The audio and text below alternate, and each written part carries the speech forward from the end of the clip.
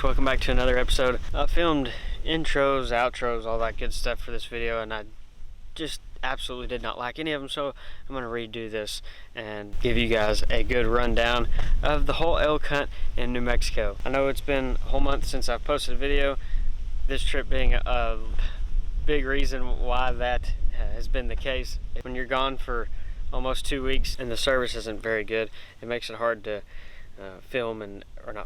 edit and upload and all that sort of good thing. But before we get rolling into this video, I want to say a huge thank you to John for allowing me the opportunity and the ability to go on this trip. It was awesome. It blew my expectations out of the water, and I couldn't have done it without him or Josh and the rest of his crew with New Mexico Lion Outfitters.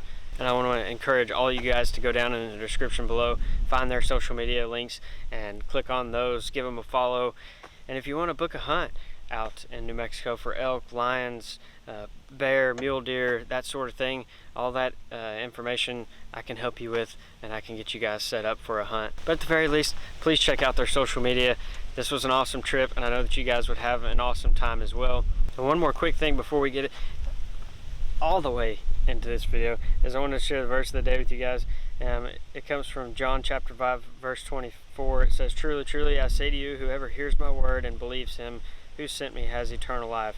He does not come into judgment, but has passed from death to life." Guys, it's really that simple. There's no amount of good works or deeds or anything that you can do that is going to earn you the gift of eternal life. It is just that, it is a gift. So if you're sitting on the fence, or maybe you don't believe at all, I would encourage you today to turn to Christ and ask for the gift of eternal life, and for him to save you and change your heart. Your life will be changed, and it's simple, and it's the best decision that you'll ever make in your life, I promise. But now, moving forward, this hunt started out with about an 11.5-hour drive, and I met John when we were out in West Texas, like Brownsville or something like that, I think is where it was at. We met up with each other and then cruised together for the rest of the 6 hours or whatever it was after that. Came into camp on a Friday afternoon, mid-afternoon, got our bows put together, checked them on the target to make sure we were good to go, and then we rolled out for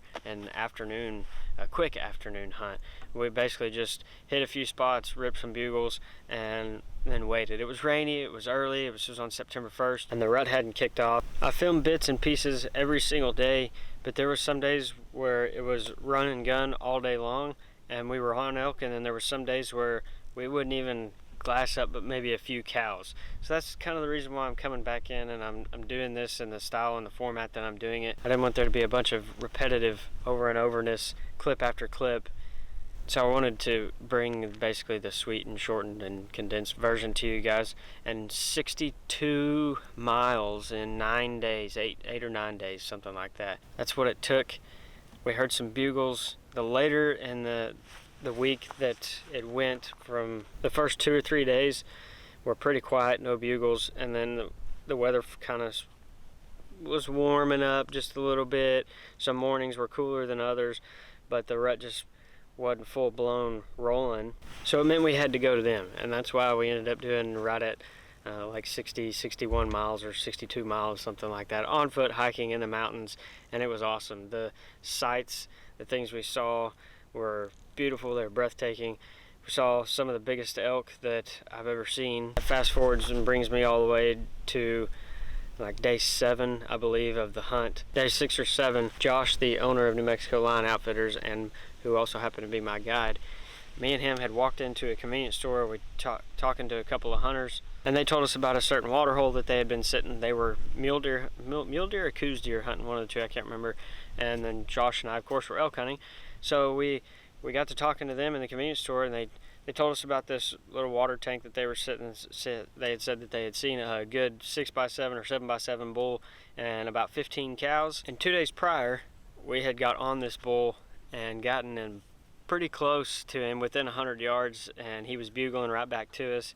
And it was crazy because the cows had come by, and we never saw the bull. We could hear him. Well, I take that back. We saw him from like probably a mile away through the spotting scope. We glassed him up and then went in after him. We didn't have a whole lot of time. The cows came through, and I guess they either winded us or busted us or something. the cows kept going and the bull went with them, and they disappeared, and we looked for him for 2 days after that on that same mountain and never could turn him up. So we just figured he moved out. Well, then come to find out, talking to these deer hunters in the convenience store, they told us where he was at completely by accident. They didn't know it was the same bull that we had been chasing, but me and Josh just kind of looked at each other and were like, that's where we're going this afternoon. So this is all public land in New Mexico, and a lot of the areas, tanks, mountain ranges, stuff like that, water tanks that is, they're all named and marked and have names and stuff like that. So I dropped down about 400 feet in elevation, and I sat on this water tank, and I say water tank, stock tank, whatever you want to call it. I dropped in there at like 4 o'clock in the afternoon, and lo and behold, at 6 p.m. here comes the bull. First one in line down to the water. I've ranged him at 53 or 55 yards, something like that, and all I had was a direct frontal view, and I'll let you guys see the rest of it from here. Sitting over some water, Texas style, all getting quite a bit of water dumped on top of it. It's cold.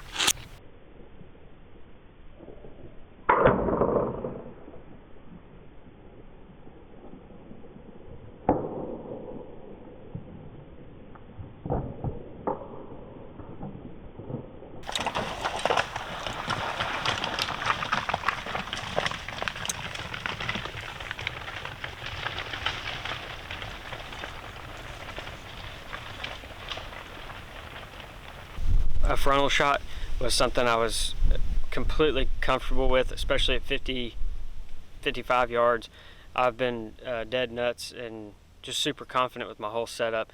It's a single bevel, 2-blade, cut on contact, whatever, fixed head is what it was. It was a grizzly stick. I drew back, I kept my cool, calm composure, and I settled the pin and I let it fly. And I was going to punch through the neck, either hit the spine or that arrow was going to bury into the vitals.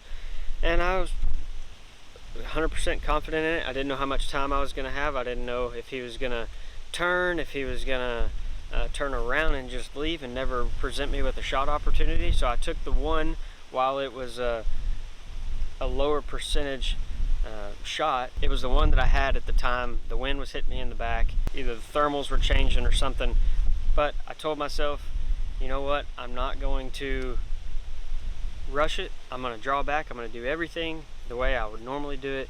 And if I still have this one particular shot opportunity, or if he turns broadside coring to or away, whatever, I was just going to take my time and I was going to let the arrow fly in full confidence, and that's exactly what I did. That was the shot that I was presented. And after, at this point we were in 50 miles. For the 6 or 7 days we were already up to about 50 miles, and so sitting on water, gaining some rest for the next 3 or 4 days ahead was super nice. And I wanted to seal the deal. Like I said, it was an ethical shot, and it was something that I had full confidence in, so I let it fly. And originally I thought I had just completely missed. Well, Josh was sitting up on top of the mountain above me, and after about 20 minutes he comes down, and I just stayed put where I was at in my little hideout. And he comes down and he goes, "I think you hit him." And I said, "I don't know." I thought what had happened originally was that when I let that arrow fly, he had thrown his head and kind of jumped up and ducked out of the way, and my arrow went right up underneath him. Well, after I looked at it back on the camera and then put it on the computer, I could see a red blood spot up on the very top of his shoulder. And basically what that arrow did was went in high and hit that shoulder blade or bone or whatever it was, that front shoulder bone, and it went in about 4 to 5 inches, and then the rest of the arrow just broke off. Well, for those of you that don't know this, an elk shoulder is just about one of the toughest things out there. It's like shooting a brick wall or concrete slab. So my arrow broke and continued on, and from what I saw from the naked eye, it looked like my arrow was still flying true, and I didn't hear a hit. It didn't sound like anything crazy for whatever reason. I don't know if it was just because of the way the sound is down there in the valley, the way the wind was. I'm not entirely sure, but I thought I had completely missed. Well, Josh had watched this bull run back up the side of the other mountain across from us, and he ran about 200 yards and stopped and went back to feeding. So he was completely fine. And like I said, there was only 4 or 5 inches of penetration. It was not a fatal blow by any means. So what we decided to do is we decided to back out and come back and try to turn him up the next morning. And we looked the next day, basically the entire day we looked for him. We never did find him, we never glassed him up, but we saw his cows, and so we made the decision to sit that water tank, that stock tank, again one more evening. And this was basically my final afternoon hunt for the most part. And so what I decided to do is I decided that if a cow came in, I wasn't going to waste all the miles, the time, the energy, everything that we had put into this hunt so far, and not bring some meat home at the very least. So what we decided is I was going to head back down to the same spot, and Josh set up on top of the mountain once again, and he told me, he said, "If that bull is in the group, I won't make a noise. If the bull is not in the group, I will bugle 3 times." So I'm sitting there and I hear all these elk coming down, and there was 4 or 5 elk that were already in the water, that were drinking and everything. And I'm holding my bow, I'm sitting patiently, and I'm watching and I'm waiting, and I never hear Josh. So I'm like, well, maybe that means the bull's in here. So I start to get excited, and I'm super hopeful, and they keep pouring in, and I keep looking, I never see them, and then finally I hear 3 bugles, and the decision was a no-brainer for me after that. I just picked out the biggest cow.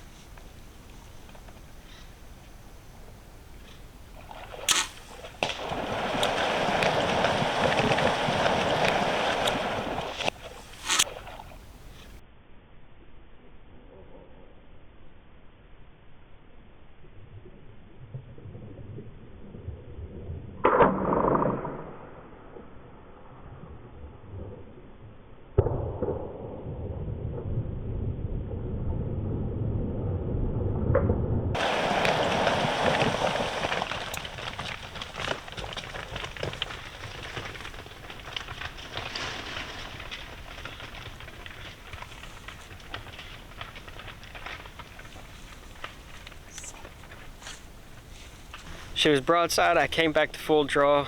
She'd gotten her drink of water and she started quartering away, so I just moved that pin a couple ribs to the left, let it fly, and it came out the opposite side shoulder blade. I'm not even quite sure how it made it through there like it did. I guess the stock archery arrow, and then guys, they're jam up.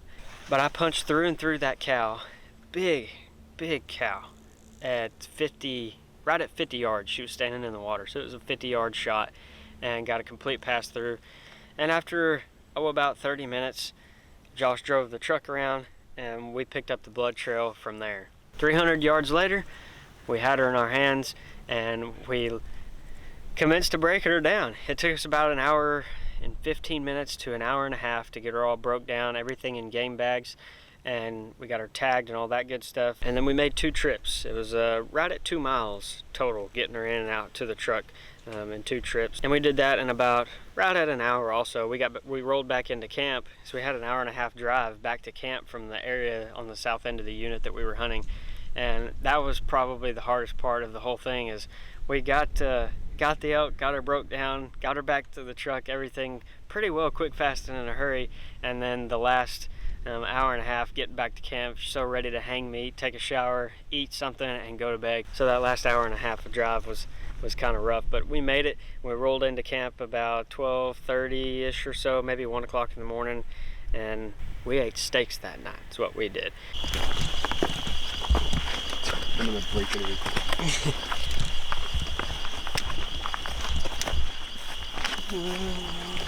Oh boy. Got it.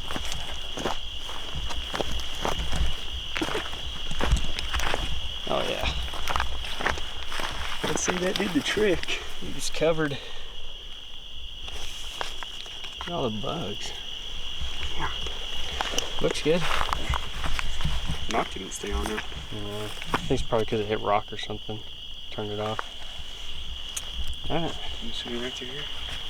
Yeah, she ran up and then kind of curved to the left a little bit, so. She's not gonna bleed right away.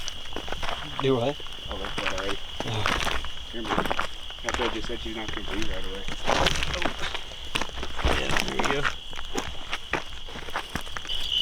Dude, I don't know how many games of BB10 that I played, but it was a lot.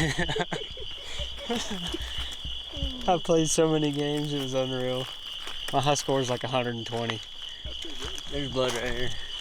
Yeah, on that rock. Up here. Up here. Got it? Yeah. Are they at least in 4-wheel drive?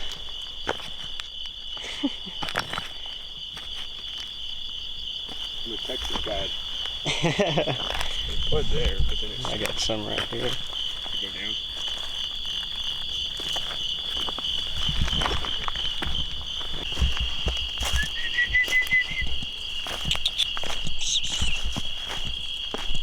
There's the entrance.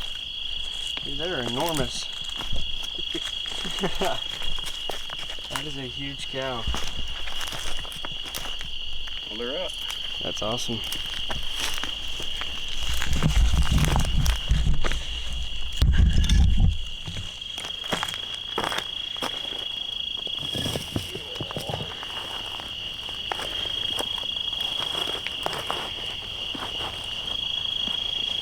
Yeah, that beats a red deer cow by just a little bit. Dang. Yeah, imagine a bull. Yeah. You shot. She was the biggest one in the group, and I might regret it later, but I mean, I think she was quartered away, and I picked almost that last rib. I'm curious to see what the exit looks like. a big cow. Like, I don't think you understand. That is a big cow. You're gonna eat for a year. Oh, absolutely. Ugh. Look at the size of that hindquarter. That's crazy. Can I roll her over? You ain't gonna roll over. We can try. Watch out.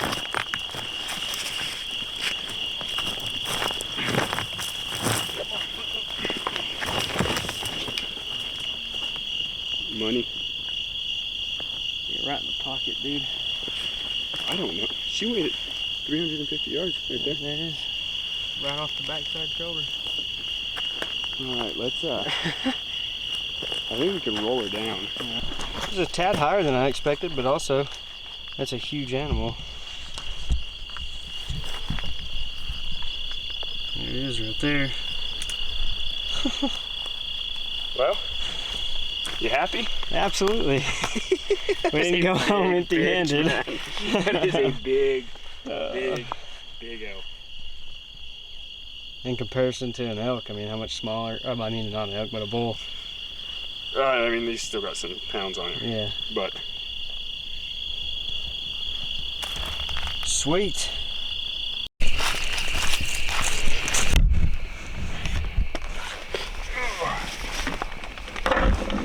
Whew. Just turn and burn. Yep.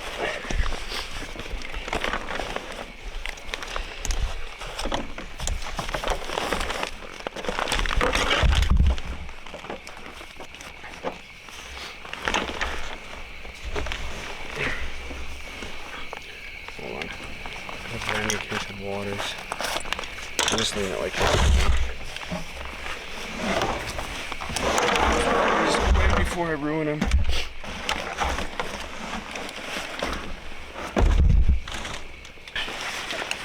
Got your pistol?